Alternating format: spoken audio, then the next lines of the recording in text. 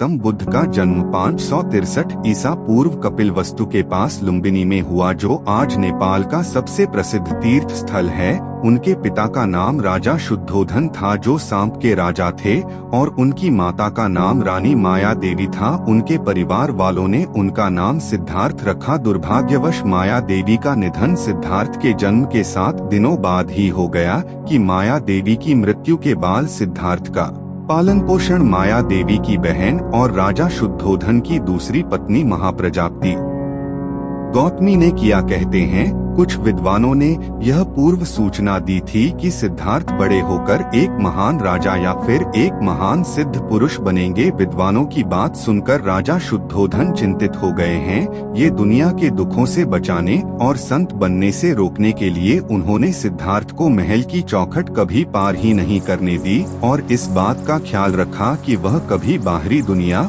और उनकी पीड़ाओं के समक्ष न जा सके। उन्होंने सिद्धार्थ को वह एक शिक्षा दी जो उन्हें राजा बनने के योग्य बना सके, परंतु वह भी महल के 4 दीवारों के अंदर। जब सिद्धार्थ एक योग्य उम्र के हुए तब राजा ने उनका विवाह राजकुमारी यशोधरा से कर दिया। कुछ समय पश्चात यशोधरा ने एक पुत्र को जन्म दिया जिसका नाम उन्होंने राहुल रखा। राजा शुद्धोधन ने सिद्धार्थ को हर एक सुख सुविधा उपलब्ध करके दी थी जिससे उन्हें कोई कमी महसूस न हो सके तो है, परंतु चाहे जितनी भी सुख सुविधाएं उपलब्ध हो, कोई कितनी देर तक महल के 4 दीवारों में बंद रह सकता है। इसलिए एक दिन सिद्धार्थ ने यह तय किया कि वह आज महल के बाहर जाएंगे और अपने खुशहाल राज्य का विहार करेंगे, और तय किए गए अनुसार वह विहार करने के लिए निकल गए। 29 सालों में उन्होंने पहली बार महल के बाहर कदम रखा था। यही वह दिन था जिसकी चिंता में राजा हमेशा रहते थे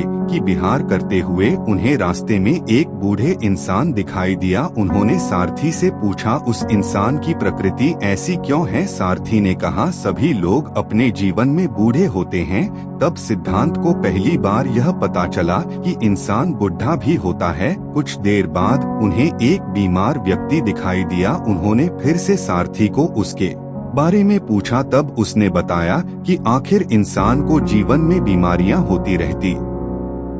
सिद्धार्थ इस बात से भी अनजान थे कि आगे उन्हें एक शव यात्रा दिखी। सिद्धार्थ ने फिर से सारथी को इस बारे में पूछा। सारथी ने उन्हें बताया कि जो भी इस दुनिया में आता है उसे एक ना एक दिन इस दुनिया को छोड़कर जाना पड़ता है। कि थोड़ा आगे जाने के बाद उन्हें एक सन्यासी दिखाई दिए। उन्होंने फिर से सारथी को सन्यासी के बारे में पूछा। तब सारथी ने उनसे कहा कि यह एक सन्यासी है। जब कोई इंसान अपने जीवन की सुख सुविधाओं को त्याग देता है तब वह सन्यासी बन जाता है। और फिर वही बात हुई जिसका राजा को डरता था ही। सिद्धार्थ जीवन के दुखों से परिचित हो चुके थे।